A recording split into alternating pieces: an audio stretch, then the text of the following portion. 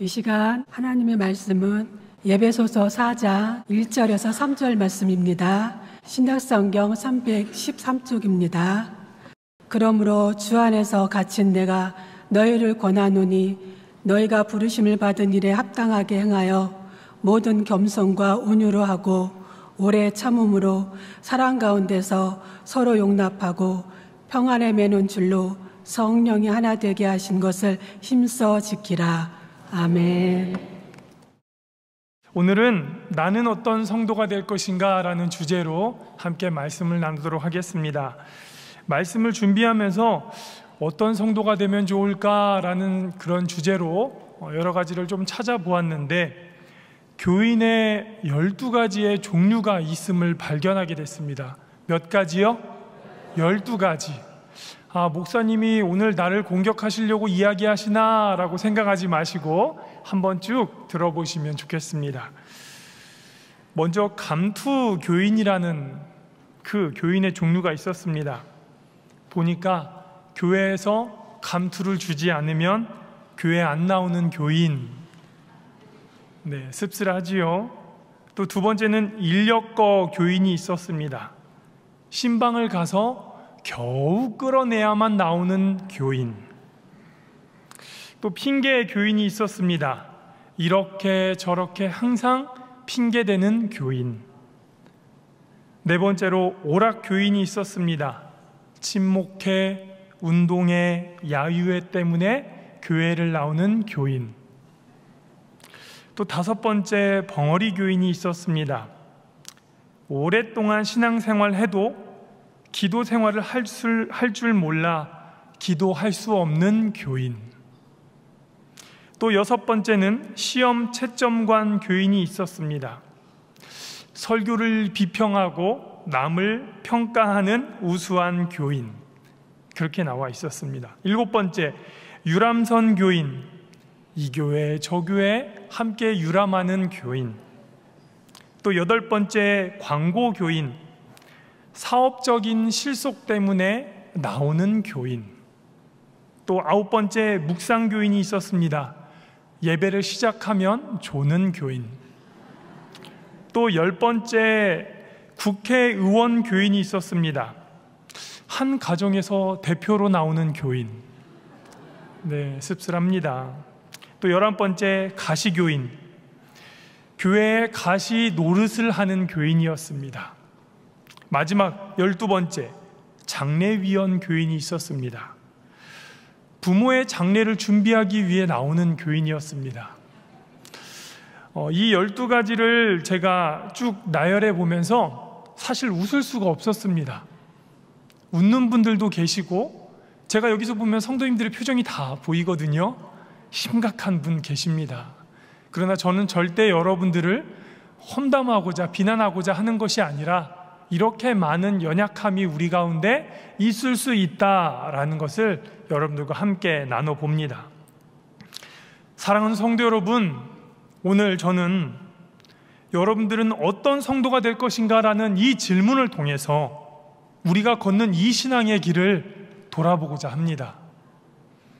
이 질문은 단순히 우리 각자 스스로에게만 던지는 질문이 아니라 우리 모두에게 하나님께서 우리를 왜 성도로 불러주셨는지에 대한 그 의미와 또 우리의 삶의 방향성을 되새기게 하는 그런 주제가 될 것이다라고 저는 생각이 듭니다.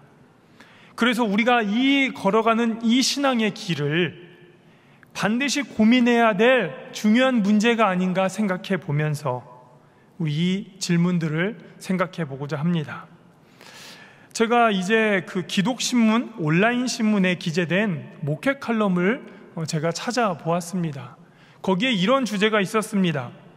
성도가 고객인가? 여러분 어떠십니까?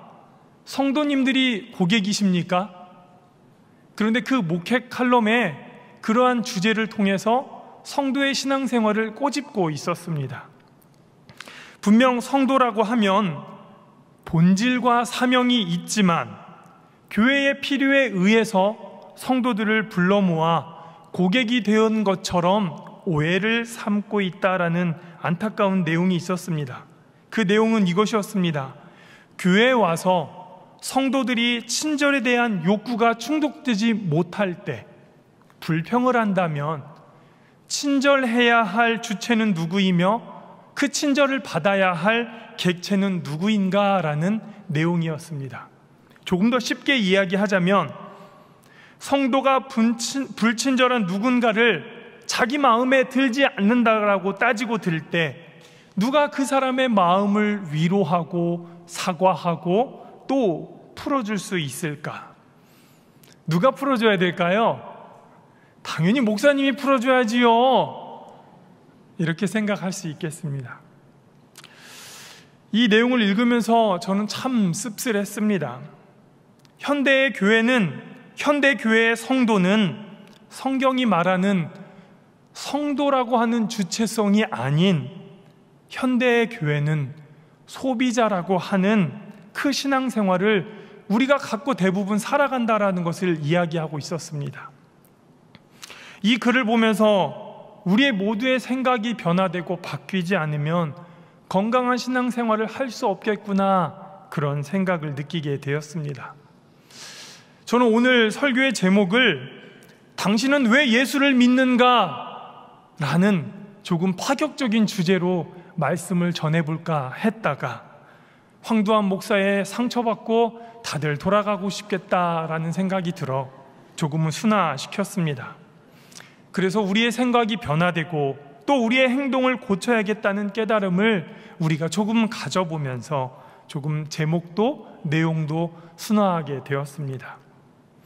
사랑하는 성도 여러분, 우리는 단순히 교회를 다니는 사람이 아니라 예수 그리스도를 믿고 따르는 사람입니다. 아멘이십니까? 아멘. 그리고 우리가 그리스도를 따르는 삶은 우리의 삶의 모든 영역에서 그분의 뜻을 따라 반영하는 삶이 되어야 됩니다. 그러니까 우리를 통해 예수 그리스도가 비춰져야 되는 것이죠. 그렇다면 다시금 우리는 어떤 성도가 되어야 될까요? 오늘 우리가 읽은 이 본문의 말씀을 통해 사도 바울은 우리에게 이렇게 가르치고 있습니다. 에베소서 4장 1절의 말씀입니다. 그러므로 주 안에서 갇힌 내가 너희를 권하노니 너희가 부르심을 받은 일에 합당하게 행하여. 성도라면 부르심을 받은 이 합당한 삶을 살아가라, 그렇게 분명하게 말씀하고 있습니다. 에베소서 1장 4절에서 5절의 말씀을 보면 이 말씀이 있습니다. 창세전에 그리스도께서 우리를 이미 택하셨다, 그렇게 말씀하고 있습니다. 그리고 우리를 계획하시고 택하셔서 부르셨다, 그렇게 말씀합니다.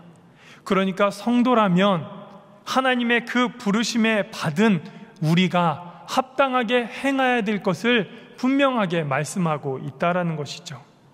합당하라는 원문의 뜻에는 저울의 균형처럼 이라는 뜻이 있습니다. 합당이 무엇이라고요? 저울의 균형. 그러니까 치우치지 않는, 흔들리지 않는 합당함이 우리에게 필요하다라는 겁니다. 오늘 이 시간 우리는 어떤 성도가 될 것인가라는 이 주제를 통해서 치우치지 않고 흔들리지 않는 그 믿음의 성도가 되시기를 주님의 이름으로 축원드립니다. 말씀을 통해서 우리가 깊이 묵상하고 우리의 삶 속에 어떻게 이 말씀을 적용할 것인가 생각해 보고자 합니다. 우리가 성도로서의 삶을 살기 위해 구체적인 모습으로 첫 번째로는 겸손과 온유의 성도가 되어야 합니다. 따라오겠습니다. 겸손과 온유의 성도가 되자. 에베소서 4장 2절의 말씀입니다. 모든 겸손과 온유로 하고 오래 참음으로 사랑 가운데서 서로 용납하고. 우리는 겸손과 온유의 성도가 되어야 합니다. 바울은 지금 로마 감옥에서 이 편지를 쓰면서 그 성도들에게 우리가 어떠한 삶의 방향성을 가져야 될 것인가 분명하게 권면하고 있습니다. 바로 겸손과 온유로 살아가라. 예수님께서도 마태복음 11장 29절을 통해 이렇게 말씀하십니다. 나는 마음이 온유하고 어떻다고요? 겸손하니 나의 멍에를 메고 내게 배우라. 그리하면 너희 마음이 쉼을 얻으리니. 예수님의 마음이 어떻다고요? 온유하고 겸손하니 나의 멍에를 메고 내게 배우라. 우리는 예수님께 배워야 합니다.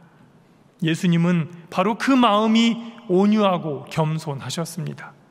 그렇다면 우리는 예수님을 따르는 성도인데 그분의 삶이 우리에게 반영이 되어야 되는데 우리는 그 주님을 닮아가야 되는 믿음의 성도인 줄 믿습니다.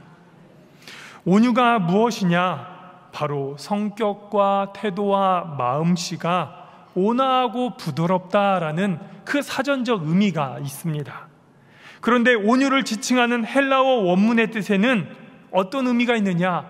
야생마처럼 거친 그 본성을 이제 다스려서 주인의 뜻에 순종하는 자세, 이것이 바로 온유의 뜻에 있었습니다. 어떤 말이요? 야생마, 그 거친 본성을요 이제는 누르고 눌러서 주님께 순종해야 되는 그 뜻, 그것이 바로 온유의 뜻에 있었다라는 겁니다. 성도 여러분, 우리는 힘이 없어서 굴복하는 것이 아닙니다. 우리는 분명 힘이 있지만 그것을 절제하고 제어할 수 있다라는 것이죠. 그러니까 우리 그리스도인들은 내게 있는 힘과 능력을 누구를 위해 사용해요? 하나님을. 그래서 우리에게 찾아오는 많은 인내와 수고로움을 하나님께 억누르면서 겸손한 자세로 주님께 순종하는 것입니다. 굴복하는 것입니다. 아멘. 우리가 힘이 없어서 힘을 못 쓰는 것이 아니라 힘을 쓸 수 있기에 힘 조절한다라는 것이죠. 가끔 악수를 세게 하시는 분들이 있습니다. 적당한 힘이 아니라 조금 부담스러운 세기입니다. 우리 흔히 말해 뭐예요? 기선제압한다라고 하죠. 악수하면서 이 사람과 손을 꽉 잡으면서 나 힘 있는 사람이야, 이렇게 할 수도 있을 겁니다. 아니면 상대에게 깊은 인상을 심어주고 싶을 수도 있을 겁니다. 그러나 어쨌거나 힘이 없어서 그 악력을 세게 진 악수에 약하게 받아들이는 것은 분명 아닐 겁니다. 예수님의 온유의 마음은 무엇이냐? 내가 힘을 쓸 수 있지만 내 스스로 조절하면서 나의 그 거친 야생마 같은 그 본능을 어떻게 해요? 억누를 수 있는 것, 그것이 바로 예수님의 성품인 온유의 마음일 것입니다. 그러면 우리가 이것을 신앙과 대입해 보자면 너희들이 나를 이해해줘라, 이것이 아닙니다. 제가 당신을 이해하겠습니다. 내가 결정한 문제니까 너희들이 내 뜻을 따라라, 이것이 아니라 제가 당신의 뜻을 배려하고 존중하겠습니다 라는 그 온유의 성품이 우리에게 필요하다라는 겁니다. 바로 이것이 온유의 마음이고, 이 마음을 따라가는 우리 그리스도인들에게 하나님이 더 사랑하실 줄 믿습니다. 또 예수님은 겸손을 말씀하셨습니다. 겸손은 남을 존중하고 자신을 낮추고 내세우지 않는 태도를 말하고 있었습니다. 당시 그리스 로마 세계에서는 이 겸손을 비천한 태도로 여겼습니다. 무슨 태도예요? 비천한 태도. 내가 잘못하지 않았으면 굳이 남에게 고개를 숙일 필요가 없다라는 겁니다. 그런 모든 분위기가 사회적인 전반에 뿌려져 있었습니다. 그런데 그냥 고개만 숙이면서 낮추는 척하는 것이 아니라 상대방을 존중까지 해야 그것이 겸손의 마음이었다라는 겁니다. 어떠한 마음이라고요? 그냥 겸손하게 고개만 숙이는 것이 아니라 상대방을 어떠한 마음이요? 존중하는 마음. 그것이 진짜 겸손의 마음이었습니다. 이 겸손이라는 것을 통해서 내가 부족한 것을 느끼는 것뿐만이 아니라 다른 사람을 통해 배울 점이 있다라는 것, 그것이 바로 중요한 자세였습니다. 이것을 신앙까지 대입해 보자면 나의 자아를 낮추고 하나님을 바라보면서 인정할 수 있는 자세, 나의 모든 연약함을 낮추고 할 수 있는 능력의 하나님을 바라보는 것, 그것이 우리 신앙의 겸손이었습니다. 사랑하는 성도 여러분, 우리는 분명히 능력이 있고 지혜가 있고 가지고 있는 것들이 많이 있습니다. 그러나 모든 것이 하나님의 은혜로 임하는 것이기에 우리를 낮추고 하나님을 범사에 인정하는 삶, 그것이 바로 겸손이었습니다. 오늘 말씀의 주제처럼 나는 어떤 성도가 될 것인가라는 이 질문을 생각했을 때 우리의 삶이 이 온유와 겸손으로 채워져 있는지 돌아보아야 합니다. 그래서 우리가 주님을 따를 때 내 자존심과 자아를 내려놓고 주님을 따라가는 그 믿음의 성도가 되시기를 주의 이름으로 축원드립니다. 두 번째는 사랑과 용납의 성도가 되어야 합니다. 따라오겠습니다. 사랑과 용납의 성도가 되자. 이어서 에베소서 4장 2절의 말씀을 더 한 번 더 보시면 모든 겸손과 온유로 하고 오래 참음으로 사랑 가운데서 서로 용납하고. 말씀처럼 우리는 사랑과 용납의 성도가 되어야 합니다. 하나님은 우리가 서로 사랑하고 용납하는 삶을 살기를 원하신다 말씀합니다. 그래서 우리는 먼저 하나님의 인내를 기억해야 합니다. 하나님이 오래 참으셨기에 죄인인 우리가 지금껏 살아있는 줄 믿습니다. 하나님이 오래 참지 않으셨으면 우리는 이미 그 죄로 인해 죽을 수밖에 없었습니다. 하나님이 오래 참고 인내하시듯 성도인 우리도 하나님의 그 은혜를 힘입어 사랑하고 용납할 수 있기를 축원드립니다. 성도의 그 눈의 가시 같은 미움들, 우리도 어떻게 해야 돼요? 오래 참아야 될 줄 믿습니다. 남편을 보면서도 오래 참을 줄 믿습니다. 아내를 보면서도 오래 참을 줄 믿습니다. 웃지만 마시고 아멘으로 화답하시길 바랍니다. 아멘. 그렇습니다. 성경은요, 서로 사랑하라 그렇게 명령하고 계세요. 예수님께서도 우리에게 요한복음 13장 35절을 통해 이렇게 말씀하셨습니다. 너희가 서로 사랑하면 이로써 모든 사람이 너희가 내 제자인 줄 알리라. 아멘. 어떻게 하라고요? 서로 사랑하면. 이 사랑은 단순히 감정적인 사랑이 아니었습니다. 하나님께서 우리에게 보여주신 희생적인 사랑이었고 조건 없는 사랑이었습니다. 우리도 이 사랑을 서로에게 실천해야 된다 분명하게 말씀하고 있습니다.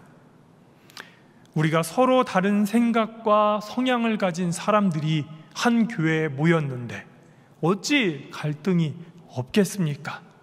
왜 큰 소리가 안 나겠습니까? 오늘 우리가 오전 예배를 드리고 또 그 과정에서 어떠했는지 떠올려 보십시오. 예배를 드리기 위해서 우리는 자리 쟁탈전을 벌였습니다.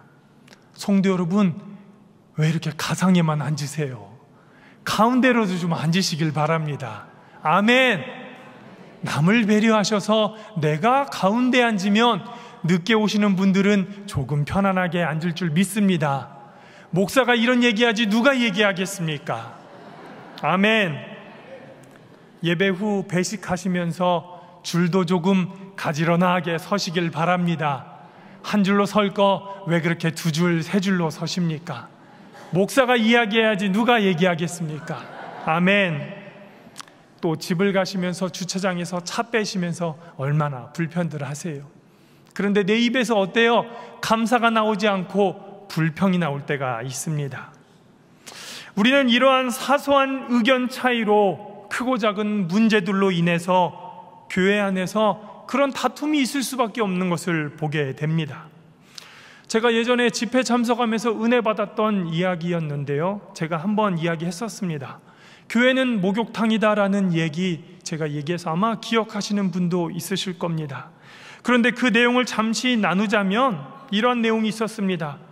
들어가는 입구부터 부끄러워서 몸을 가리는 성도가 있다라는 것, 또 때가 많아서 부끄럽지만 사람들이 싫어하겠지만 어쩔 수 없이 들어가는 사람이 있다라는 것, 또 때가 없어도 정기적으로 가서 씻어야만 개운함을 느끼는 사람도 있기에 그 사람은 때가 많은 사람을 지적하면서 아유, 왜 이렇게 때가 많아?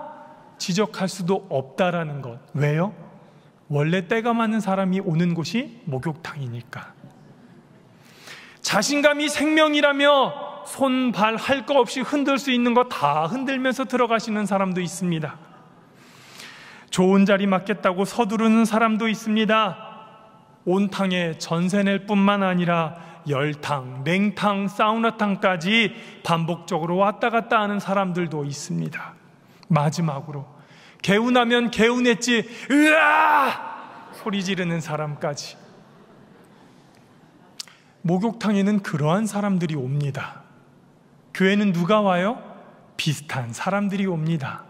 죄가 많은 사람들이 오고 죄 없는 사람들이 죄 많다고 손가락질도 할 수 없고, 왜 이렇게 열탕, 냉탕, 사우나탕까지 왔다 갔다 하는지. 사랑하는 성도 여러분, 얼마나 많은 사람들이 이 교회에 모이는데 어찌 조용하고 순조로울 수만 있겠습니까? 우리는 이 그리스도의 사랑으로 변화되어 우리의 얼굴이 열기로 울그락불그락 할지라도 뽀송뽀송하게 변화되어 나올 줄 믿습니다. 아멘. 바로 이 사랑은 우리의 갈등을 해결하고 하나됨을 이루는 중요한 열쇠다 분명하게 말씀하고 있습니다.